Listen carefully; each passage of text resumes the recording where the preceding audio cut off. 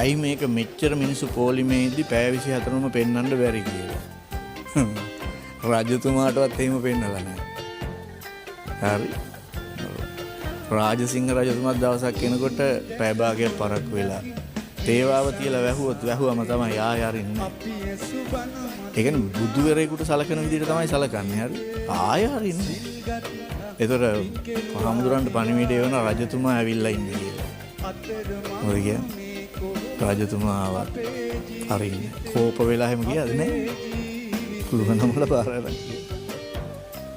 ඒ රජුන්ට උඩින් ඉන්නේ බුදු. ඒ හින්දා ඒකත් ඉවස ගන්න පුළුවන් වෙන්න ඕනේ.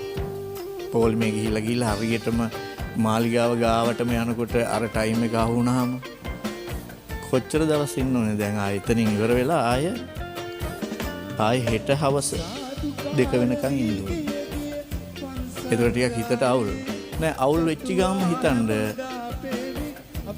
මේ කැප කරන්නේ කහ වෙනුවෙන්ද? මේ මම මෙතෙන්ට ආවේ ඇයි?